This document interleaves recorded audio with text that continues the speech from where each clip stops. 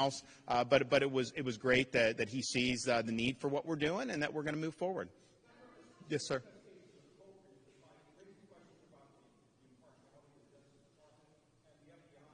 So here's the issue. They are trying to prosecute him in the Southern District of Florida. That's just a fact.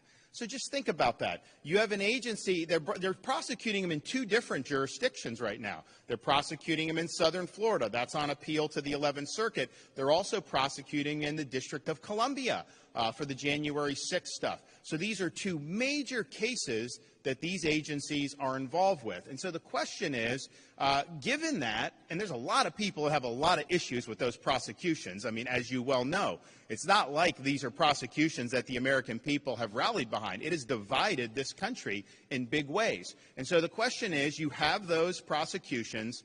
Do we honestly think these agencies are the best to turn around and do this investigation on a potential assassin that some of them may or may not want to be held accountable for if there was something they could have done better, right, with security? I don't know what all went into the federal stuff.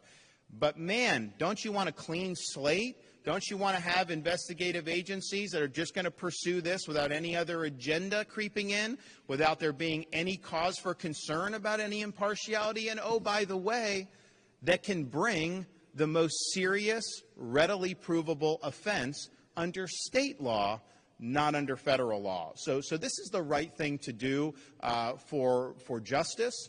And I think justice means holding the perpetrator accountable to the fullest extent of the law, but justice also means making sure we get the unvarnished truth.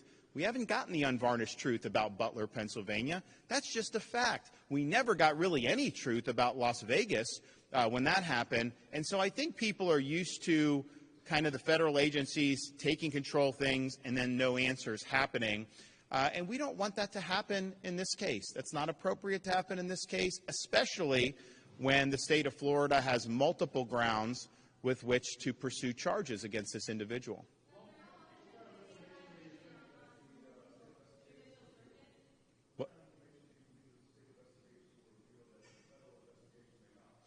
I think what will reveal, I think, is the important thing. What the state does is going to be made public. I mean, if you guys know who are from Florida, you can FOIA a lot of the stuff that's done in these investigations under Florida sunshine laws, and then they have a charge to be very frank and exercise candor with the public. I want the information to get out. I do not want any of the information kept under wraps. We're not a party to anything that happened in terms of the state of Florida government. I mean, we have been asked to help in the past on security, and we're always willing to do that. But that wasn't our primary. We were not responsible for it that day. We've not been responsible for any of the prosecutions that have been brought against the former president. So we're in a great situation to be able to look at this with clear eyes, get answers, and then deliver those answers to the public. I don't think anyone can honestly claim that the federal government has been forthright and transparent about its past investigations. That's just the reality. That's just how these guys operate. Apart from any type of political bias, that's how it's been really for many, many years. That's not how it's going to be here. And so we'll cooperate with all agency or all levels of government, because I think that some of those gun charges may be appropriate to bring, but not to the exclusion of bringing a charge for something like attempted murder.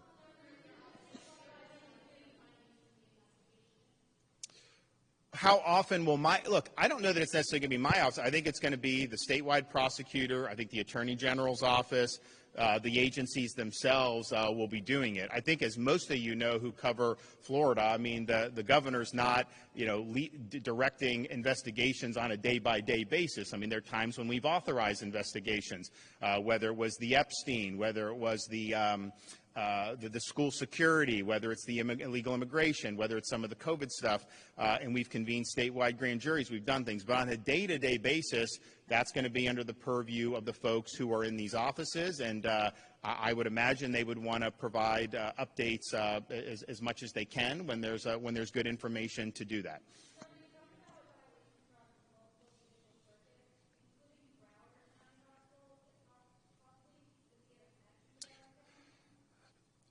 I don't know if he has a connection, but I think if you look, there was it expired tags or stolen tags? Yeah. So there may be something with the tags that involve a Broward nexus. So they're still working on that. It hasn't been fully confirmed, but we know two counties for two different judicial orders. It may be a third as well. You don't need three. If you have multiple, that's enough, and you can do that for statewide prosecutor. But it may very well may be three. And I think most people in Florida know Broward is a separate judicial circuit from Palm Beach, and Palm Beach is separate from Martin and some of the surrounding counties. Yes, ma'am.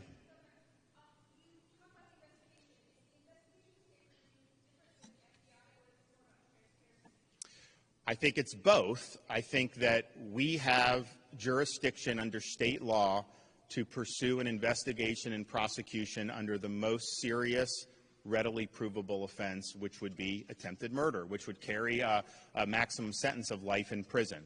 The federal government does not have that jurisdiction. If Donald Trump were president right now, they could. If Donald Trump had been elected were to be elected in November and something like this happened after that, then they could, prior to him taking office. But now, as a former president, he's not a federal official under the statute, and for whatever reason, there's actually law saying you can't issue a threat against a presidential party nominee, but there's nothing saying that you can't assassinate under federal law. And I think that why that came to be, I don't know, but that is the law. So if they tried to bring an attempted murder charge under federal law, I don't think it would work. I think it would get thrown out for a lack of jurisdiction. So we have the jurisdiction that's more appropriate. And yes, we will also be more transparent. You can't do an investigation in Florida and be less transparent than them, just given our public record laws. And so folks will be able to submit requests for things that are done. Some of that stuff it gets out that maybe an investigatory perspective isn't always the best, but that's basically where we are. So it is going to be transparent. I think it's important that people get answers. I don't like talking to folks when they have all these questions about things that have happened in the past. And it's one thing if someone provides an investigation and provides an explanation, but if it's just basically a black hole. And this guy was in Ukraine. This guy was giving interviews to the New York Times. This guy was doing a lot of stuff. He's got a rap sheet. He's recruiting people to go fight there. He's talking about Taiwan. Man, we need answers on this. Yes, sir.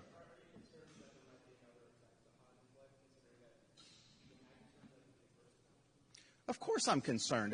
We have a climate right now which is not healthy for this country. And this has happened. I think it's gotten worse over many, many different years. But we are where we are. And I think the security is, of course, paramount. But the reality is, in 330 million people, you're always going to have people that are nut jobs, right? And that's why that's why you have security here at Palm Beach County Sheriff's Office. That's why we have it in the state capitol. But in this situation, I think it's heightened.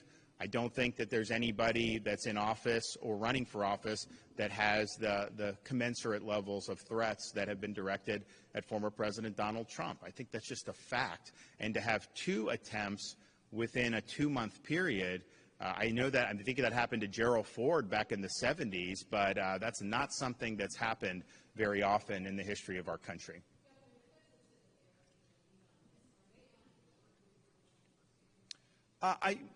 Mark Glass and the rest of the team are working with them.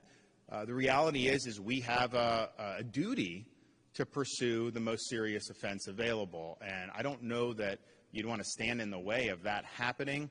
So we're going to do it. They're going to work collaboratively with the feds. But as Commissioner Kerner said, if this is not going to be something that's going to be transparent from there, we're going to work hard to behind the scenes to be able to get the information to the public. So I feel that this is a pretty straightforward violation of state law, potentially. That, of course, they have to investigate and prove it up, and they have to get the charges filed and agreed to go forward. But I think that they can do that. But I just think if you get like a couple gun charges, not that those are de minimis, but that is not the same. There's people that have gun charges in this country every single day across every single federal district in this country. To have somebody that's waiting in the bushes with a long gun trying to take out a former president of the United States and current GOP nominee. That is not something that can be taken lightly. And if we do anything but go the fullest extent of the law on this, then I think we're sending a signal that maybe this isn't that bad, and that's unacceptable. So we're going to go fullest extent of the law. I have confidence in Attorney General Moody and her team to be able to get the job done. And so we'll have more information as the investigation unfolds. And if it does lead, which I hope it will lead, to appropriate charges, those will be pursued at the appropriate time. Thanks, everybody.